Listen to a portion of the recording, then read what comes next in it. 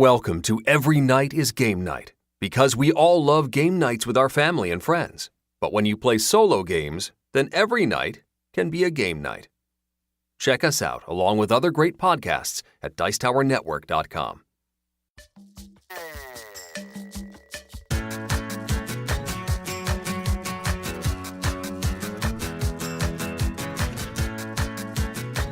Every Night is Game Night, episode 83, Fantasy Adventure Designer Roundtable, Part 1.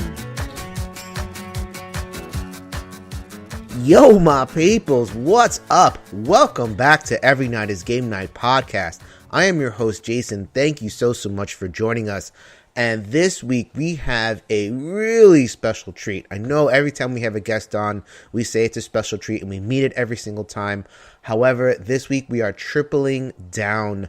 I have reached out to 3 different designers in the fantasy adventure space so that we can talk fantasy games. They are catnip for us solo gamers, cooperative gamers, people who just love to immerse themselves in story and narrative and rich mechanisms as well, which is something that all 3 of these gentlemen share. So we are going to get started right away with the questions. I have a couple of questions. I've also reached out to the One Player Guild and to Facebook groups, different ones, gathered a couple of questions. So this is going to be a little bit of a convention, so to speak, where, I'll have questions and then we can kind of field questions, quote unquote, from the audience. All right, so let's get started. First up, I'm going to introduce Mr. Frank West. He is the president of City of Games, and he is the designer of City of Kings, which is currently live on Kickstarter. Welcome to the show, Frank. Thanks, Jason. Thanks for having me. All right. The second person that I'm going to introduce is the president of All or Nothing Productions, the designer of Gloom of Killforth, and the host of the Board Chitless podcast. All or Nothing currently has the game Lifeform on Kickstarter. He is Tristan Hall. Welcome to you as well. Hey, Jason. Thanks for having me on the show.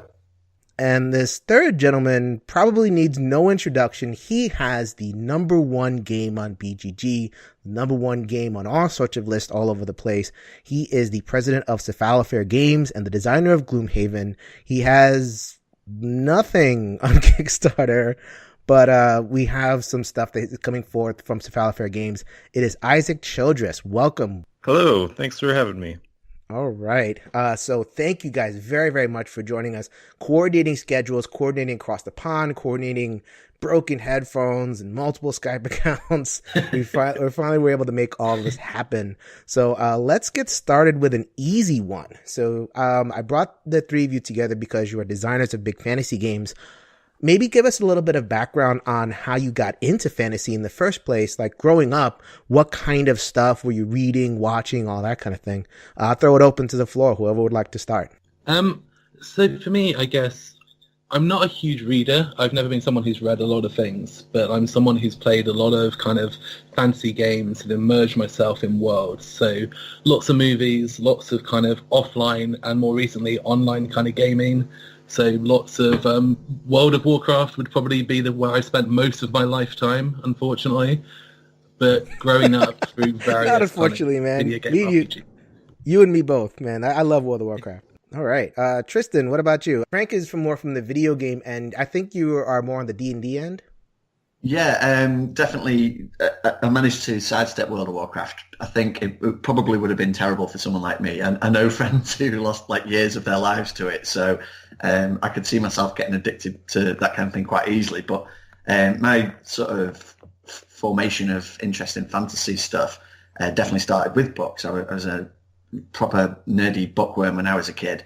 And it was fighting fantasy game books, anything with Dungeons and Dragons written on. I played D&D as a kid as well. And I think the first experience I remember is picking up an RPG box for Dragon Quest when I was about 6 and having no clue what any of it meant. But it was just the picture was that on the front cover I had a barbarian holding a dragon's head, like dripping with gore. And it was just the coolest thing I'd ever seen. And then I had a similar experience when I bought my first Fighting Fantasy game book in a charity shop again, like maybe a year or 2 later. And it was Island of the Lizard King. My mum used to read The Hobbit to me all the time. And actually, the first book that I read again as a child was The Hobbit, because I got so tired of waiting for her to do the voices, I'd sort of grab the book off her to read it myself. So it was definitely like a Tolkien thing. And then seeing Ralph Bakshi's Lord of the Rings cartoon adaptation, really just from that point on, there was no going back. I was doomed to be a fantasy gaming geek for the rest of my life. Was that the cartoon with the wood elf that had like the weird Russian accent or something like that? It was a technique called rotoscoping. So they filmed like live action sequences and they animated over the top of it. And the result is this absolutely gorgeous movie, unlike anything that's sort of really come since. And it's one that Peter Jackson drew from hugely when he did his version. There's the scenes he's lifted almost scene for scene, but it's really dark. There's blood in it, and the ringmates are terrifying. And it gave me recurring nightmares as a kid. It really left an impression. But it's absolutely fantastic. And unfortunately, he never got to finish it. It was just he only did up to like the Battle of Helm's Deep, and it was so badly marketed they never got to finish the whole story. So kind of a shame. I would have loved to see the end of that. All right, the beginning of that is something definitely to look out for. Isaac, what about you? Your influences growing up in fantasy? Yeah, I would say I'm also more of a video game person. I just really loved role-playing games, like video role-playing games as a kid. I might be older than Frank, so like old Nintendo games and Sega Genesis, like Final Fantasy and Phantasy Star and Dragon Warrior and all that sort of things. I just love RPGs. Just, I don't know, maybe I wasn't that good at like the really fast type games. So like when I could just sit down and like, have as much time as I wanted to think about my turns and what I wanted to do, I think that was a little more exciting for me. And of course, at that time, like all RPGs were fantasy based. There wasn't really a whole lot of creativity there. So yeah, I just started getting into fantasy through that. Eventually started playing Dungeons and Dragons once my parents let me. Took them a while to convince them that it wasn't like I wasn't summoning demons or something in the basement. You were in a basement with strange people, like some boiler room under a university. That was a big thing, wasn't it, back in the 80s? Yes, it was. In the early 90s, the satanic D&D thing. And I remember my parents had to tackle that at school as well. They went in to talk to the teachers about it and say, is this all right? And the teachers were like, well, if you see the sort of stories he's writing, they're completely on a different level to like what other people are coming up with. So it's obviously good for their imagination. And, 700 demons later, here we are. Yeah, funny thing is that made kids want to play more. all that stuff. Okay, thank you guys. So my first question was going to be the first thing I that popped into my mind when I conceived of this whole roundtable idea. I wanted to ask you guys, are you crazy? In the sense of like all of you guys, this is either your first or your second game, these giant fantasy games. Frank, I believe City of Kings was your first published design game. Yeah, that's correct. I worked on a few kind of little video games for people, but this was the first proper published self game. Mm-hmm. And Tristan, Gloom of Killforth is your maiden voyage? Yeah, and definitely commercially. Right. I've sort of been designing games since I was a kid, really, but it was the first one that I designed because it was the game that I wanted to play that at the time didn't really exist. So, And then Isaac, this is your second, I guess, came under the Cephalofair banner. The first being Forge War. Yeah. Like that is nuts. The fact that you guys were able to make these giant games. So I wanted to ask that, but then I kind of thinking about the question a little bit more. It's not unique to you three. I mean, what is it? Adam and Josh Carlson did Too Many Bones as their second game. Adam Poots did Kingdom Death Monster, which I think is like his, kind of very, very new designer as well. So I guess the question kind of morphed into, what is it about fantasy? Like that's the common thread, right? What is it about fantasy that kind of inspires you guys as young designers to say, you know what, I'm just going to take the plunge. I'm not going to do something short. I'm not going to do, at least for the first time, I'm just going to go for it and go like as big as possible. I mean, could you talk a little about like, the inspiration to make a huge game so early in your careers? Okay, well, if I'll Yeah, if I could go first, then it'll. At the time, there was the fantasy games that existed. They're kind of like catnip now. Actually, since our 3 Kickstarters, there's been a lot more that are in a similar genre and everything. But back when I was designing Gloomy Killforth, back when it was called Fantasy Quest, there was nothing really like it, and all of the fantasy adventure games were like kill the goblin, steal the treasure kind of thing. There wasn't anything sort of narrative based. They were all competitive games as well. So for me, it felt like I wanted to play D&D in a board game. You know, I didn't have the time to commit to like a full campaign anymore, and hadn't played RPGs really since I was a teenager. But I wanted something that gave me a taste of that, or gave me like a fantasy adventure narrative experience. And so playing games like Arkham Horror, which really sort of felt like they were tackling that, but in a different setting, just really gave me this desire to play D&D in a board game, and that's where Gloomy Killforth came about. And so went full tilt on trying to do my own version of it, and that was the main motivation. It wasn't because I thought this will be a commercial enterprise or anything like that. It was just, this is a game I really want to play, and there's nothing quite like it at the moment. And I think it's fair to say as well with these guys as well, their games are extremely different takes on a similar idea. And yeah, I mean, I think mine's very similar to you, Tristan. I kind of spent a lot of time playing digital games, and then I had this MMORPG kind of love, which I played loads. And the more I got into kind of board gaming, I just didn't feel like I could get that experience in a physical form. And it all started off as, I've got some spare time, I'm going to see what I can put together. And then over the years, that kind of started to become something that was a little bit more serious, that eventually evolved into the end product. And Isaac, you have the biggest game of them all. I mean, it comes in at 20 pounds, 96 scenarios, whatever it is. I mean, was there something that said, okay, Gloomhaven has to be this? Like, I can't make it smaller. Like, it just has to be, I either go big or go home. Yeah, in a sense. I mean, I never planned on it being that big. It's just what happened. And I didn't see a need to shrink it. So that's what it ended up being. But yeah, I think, I mean, for me, it was my second game, and I would say that I'm really happy that it was. Like, I think I learned a lot about game design and also publishing, doing Forge War first, which in itself is like not a small game.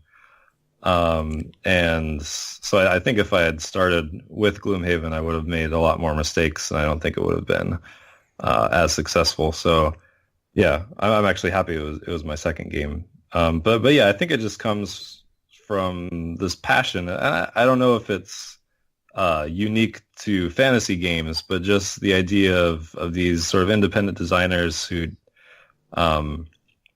just have this desire inside us to just make this big, awesome thing. And you just do it, because you just want to see if you can. And, there's no reason to start with something small when you can just go in and do your big thing. It's funny because I follow all sorts of other fantasies. So I read George R. Martin's blogs, and he always says start small. Never start with a novel. Always start with like short stories and essays and letters to the editor and all that kind of stuff, and then work your way up to the novels. You guys, for whatever reason in the game industry, it's just like on its head. Like you guys go in with the big game and then work your way from there. Tristan, I actually have a question from Kevin Erskine, who is a regular in the One Player Guild. And has been a guest on our show. He specifically wants to ask you, and then I'll stretch it out to the other guys. How thankful are you that the deal with the original company fell through and you're able to publish and design it yourself, as opposed to being under someone else's control?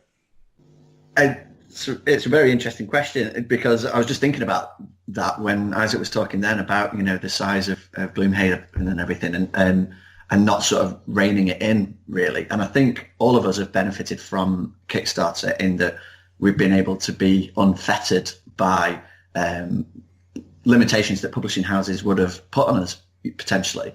Gloomy Killforth was with a publisher quite a few years ago now, and they were struggling to sort of find a way to market it. They do like family-oriented and deduction games and things like that. But they wanted to do a big fantasy game. But the first thing that they asked me was take 50% of it out, get rid of as much as you possibly can, because there's just too much stuff in there. So that felt really, commercially it made sense and everything, but from a creative perspective, it was like, wow, that sucks. It's like trying to sort of pare it back and take out the things that were making it, in my opinion, cooler. But of course, the way that panned out, luckily, I would definitely say they didn't publish it in the first 2 years of a 5-year contract. And I was kind of pecking their head about it, saying, when is this going to go to market, kind of thing. And we had a discussion back and forth, and the publisher basically said, well, look, we've got 5 years. We're not obliged to publish this right now. So you can either wait for us to do it in our own time and find our own way to do it, or you can have the rights back. And I said, give me the rights back. These the geeks who were playing it, who'd been playtesting it, because it being like it caught a bit of attention on Board Game Geek and places like that from guys who'd seen the scenarios that are designed for D&D and for Lord of the Rings card game and stuff like that. So it'd been quite heavily playtested at that point already, and they'd already mentioned this new thing called Kickstarter and how you can go straight to market. So looking back, I'm absolutely 100% grateful that the publisher didn't take it, because first of all, I would have far less control over the look, the graphics, the quantity of cards in the game. I made an incredibly naive decision to use nearly 300 unique images in the game, which is just bonkers looking back. That could have been 7 or 8 expansions worth of artwork. But at the time, it just felt like that was what I wanted to do to make it a unique and creative endeavor. And I wouldn't have been able to do that without Kickstarter, and I wouldn't have had the direct feedback from players and supporters that you get through managing a campaign by yourself. So yeah, no, it's absolutely 100% the best decision, and I'm still reaping the rewards of that now from having been able to do like a second print and other games off the back of it. So it's just a brilliant position to be in. Mm-hmm. Isaac or Frank, either you can answer this. Is this either of your games? Is it something that it just never entered your minds to go to a different publisher? Did you always know you were going to publish it yourself, or did you was there an in between phase where it's like, maybe need a little bit of help here? I mean, for me, after publishing, self-publishing my first game, which I did just sort of as a challenge to myself. Like I was like, I want to see if I can do this, and then I did it, and it was fairly successful. And so at that point, I felt like I'd learned enough about publishing that it never really crossed my mind to take it to another publisher. I just decided to do it myself. And yeah, I think for me, like my approach is I've always wanted to create a world, and that world's going to have many games in it. So at the moment, The City of Kings is out there, Fedoran Gardens is about to be released, Rising Blades is coming out, and we've got this whole series of games and kind of expansions and crossovers kind of in the works between all of these different games. And the idea of having a publisher who might take on some of those games or one of those games or all of those games just felt it was going to make that process so much more complicated and restrictive, that I just love the idea of saying, if we want to do this little mini game and then you can plug that mini game as a component into the bigger game, then we can just do that. And there's no legalities or contracts or kind of complications. So it was never really an option for me. I'm so glad you mentioned that, Frank. You perfectly led into the next section. You're in my head. Talking about theme, talking in particular, one thing I noticed about all three of your games is that the settings are crafted. The settings are relatively unique. There's all kind of familiar tropes, like there's orcs and stuff, but all three of you guys kind of put different spins on it, did put a lot of intentionality into the art style to make it distinct. I guess, how important was that groundwork? Cause you can kind of get away with going a little bit more in a generic, open-ended direction, where it's like, I'm just going to do my elves, do my dwarves. That's all familiar and everything. I'll make a world and just kind of go. Like, how important was it for you guys to put more intentionality into developing the theme and the narrative and all that? I guess I'll start with you, Frank, because you led right into it. I guess for me, it wasn't so much that it was important. It was just more, it was what I wanted to do. I really wanted to create something that had some simple ties into what people would know, but then to kind of expand from that. And I remember we had a really interesting discussion because obviously the City of Kings is a fantasy game in a fantasy world, but we were actually saying, it's actually more of a sci-fi. I mean, all of the background of our characters, all of the kind of depth is based in kind of laboratories, and it's all kind of based on evolution and science and kind of how these different races are kind of merged together and then kind of create these new kind of races which are in the world at this point. And for us, it was much more interesting for everything to have a scientific background whilst trying to be within this fantasy world. And that's just naturally where we kind of ended up. My partner's a scientist. I'm someone who just likes things to kind of make sense. And that's just where we ended up. Right. Anybody else in terms of the crafting your fantasy worlds? Either Isaac or Tristan? I don't know. I think people in general, like players, are more excited by unique worlds. I mean, the generic sort of fantasy thing can be familiar, but I think it's less sort of inspiring to people. Like, I feel like our worlds sort of inspire people's imagination more and then gets them like deeper into the stories and the worlds of the games. Yeah, I think Isaac's kind of nailed it there. If you've got a sort of a unique spin on it that adds a bit of freshness, I think that definitely helps. And I can't remember, Isaac, if you said when we had a chat about this that some of your setting was based on your D&D campaigns. I know Gloom and Killforth definitely draws from the experiences I had as a teenager doing role-playing games and stuff. And the world itself is kind of quite fleshed out already. Like, I've written a lot of background narrative about, the events that unfold within the game. So it's kind of where my brain goes to when I think about fantasy adventures and D&D and things like that, is this one world that I've already spent so much time in, and I think that familiarity helps you have a creative starting point. There's places you can literally go to in your head, almost geographically, and you think, okay, well, I can explore from here and do a little bit about this part of the world or this time in the history of the world. Like Gloom and Killforth, the original D&D campaign I ran was set after everything had been destroyed and the world was ended, kind of thing. Whereas the actual game Gloom and Killforth gives you the opportunity to sort of stop that from happening. So that gave me like a narrative center point to focus on and then work out from there how the rest of it would work. So yeah, I don't know if that's a roundabout way of answering it. I think Isaac already covered it. Yeah. So we're kind of circling around questions. So Paul Priest over on Facebook and CA Sinclair from BGG, in their own ways, asked like what some of the influences were. So they asked about D&D and video games and all that kind of stuff. So just want to make sure I get the shout outs there. Joachim Ertmann, I'm going to mess that name up so bad. Sorry, Joachim. So he asked a nice spin on the question that I wanted to ask you guys about. And you kind of touched on it on your answer, Tristan. Is it really important to use, to write outside of the game? Like, how well developed is your fiction, the fantasy fiction outside of the game? Is it something that you use in role-playing games? Is it something you use in writing short stories or something like that? Do you kind of outsource that to the group? So like, the George Martin thing, he has his wild cards, which came from his game group, and they made all sorts of products and everything from there. So, I mean, I guess I guess you guys would all say it's important, but is it necessary to do all of that extra work? I mean, is it like people get more excited, but would you say like that a fantasy game wouldn't work without that kind of legwork?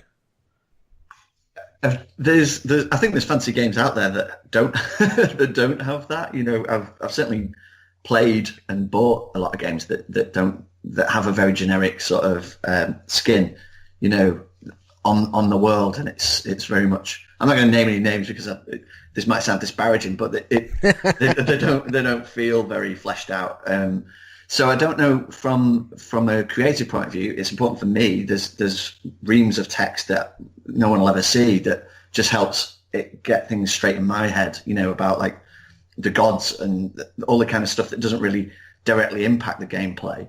But I imagine from a production or marketing point of view, maybe it's easier the less stuff that you have, because then you can just produce more stuff without spending time writing fluff and narrative that's never going to get used, and then you can just move quickly on to the next project. But I think maybe it does help add an air of authenticity. If that world's fleshed out enough already and you can give people a sense of that and a flavour of that, then it might provoke them to ask more questions. I remember Adam Poots spoke about this with Kingdom Death, that he has this sort of overarching hierarchy of all these different things that exist in the world, and then he sort of picks and chooses from them and focuses on them for a specific expansion or a specific narrative thing. And I think that's quite a clever way of doing it. If you've got an overarching idea of all the things that exist in that world, and then you can just sort of mentally scoot along to one of them, zoom in on it, and then flesh that out, then it's going to help give you a sort of connected sense of world building that I think, certainly the 3 games that we're talking about, I think, have that consistent, coherent vibe. So yeah, Isaac, you have Gloomhaven, and I think so. Founders of Gloomhaven is also in that same world. A very, very different game. I mean, this is like a straight up worker placement Euro type game. Are there like reams and reams of original writing that are kind of behind the substructure behind a lot of this stuff? I can only imagine how much you have back there. Definitely not reams and reams. But yeah, I have weird, disorganized text documents with my thoughts about, the various different parts of the world. And a lot of it's just in my head. I'm not, anyway. But yeah, I think it's important, or especially like with something like Founders of Gloomhaven, to just sort of build upon that world and just, yeah, keep writing and doing different things in that world. I think, Frank was talking about a similar thing where you just have spin-offs and other different stuff that goes on that just continues to build upon that world. But yeah, I mean, to your original question, I think it's important in any creative medium. I mean, whether it's a movie or a book or whatever, to sort of think about and, develop your world before you start sitting down and writing anything. I don't think it's necessary. I mean, I can think of loads of movies and books that clearly did not think about their world at all before they started writing. They're still successful. But I think the ones that truly last, that really inspire the audience and create, a lasting franchise or whatever, typically have that going for them. Mm-hmm. Would you guys accept, just as this would be the last theme question, these are your babies, these are your worlds. How much do you let other folks kind of play in it, either make a campaign or make a spin-off or whatever it is, like make a cartoon or like a little webcomic or whatever it is? How much would you kind of be willing or be able to kind of outsource that to trusted friends or whatever it is? Or is this your baby, basically? Yeah, no, I mean, for me, it's an interesting one because I think that it comes down to a level of what they're doing and what the kind of the public's view on what that thing is. So for me, I guess my setup's quite different to a lot of people's, because when I talk about the City of Kings, I don't talk about the game, I talk about the world. And at the moment, everyone else sees it as that one board game. But I have a full-time artist who is in my office with me every day and has been for the last 2 years. And he doesn't really know anything about the game. He just works on the world with me. I also have a writer who works part-time with me, and he writes sub-stories and goes off and writes narratives and comes back to me, and we work together and brainstorm a lot. So a lot of his ideas come into that world, as do the world from the artist. And then we have like scenario builders online where people can go online and build scenarios in our game. And if they were to say, I've done a scenario where, one of the main characters suddenly dies or something, then I'd probably say, well, that's fine, but that's kind of black and white. That's not part of the core story. But if they say, well, I've got this guy, and they say he's just gone to the pub and he's met someone and that person's told him a story and they've gone off on an adventure and kind of explored a cave or something, then fine, throw it in there. The more depth and kind of background on the inhabitants of the world, the more interesting it becomes. Okay. So we can take the turn, unless somebody else want to take a crack at other people, kind of messing around in your world and how much you kind of trust that process. Yeah, I think an important part to any sort of, big creative game is to let people play around in it. But I mean, anything that just sort of fans create on their own, I sort of, consider non-canon, like somebody made like a Indiana Jones and the Temple of Doom sort of scenario for Gloomhaven. And it was really cool. I mean, you should try it out, but obviously it's not like Indiana Jones doesn't live in the world. But on the other end, I did have, one of my main contributors, sort of get really sort of inspired by the ending of the campaign and sort of wanted to see what happened after that. And so he took it upon himself to sort of write a little mini campaign about like events that happened after the end of the campaign in Gloomhaven, and just made this really cool story. And that's sort of where this first expansion is coming from, that we're going to be publishing at Essen, Forgotten Circles. So yeah, I think, it's really cool that community exists, and you can sort of work with them to create new things that could be part of your worlds. But I guess I sort of see it like, I have to like bless it essentially in order for it to be canonical versus like not canonical. But it's not like a gate. It's not like a hard and fast wall. I mean, there's a gate there. So, it's not like I'm the only one that can ever mess with this. I mean, there are people that can kind of come in, but they have to earn it in a sense. Yeah. And you work with them and make sure that, there's nothing in there that would go against whatever you set up. Cool. Go ahead, Tristan. Yeah, I was just going to say it's, I think, altering the main theme of your game, that would be sort of that'd be bold, to base that on the feedback of anyone. But I like what Frank said there about having a collaborative team, that works together to create the world and the narrative and the art and everything else. And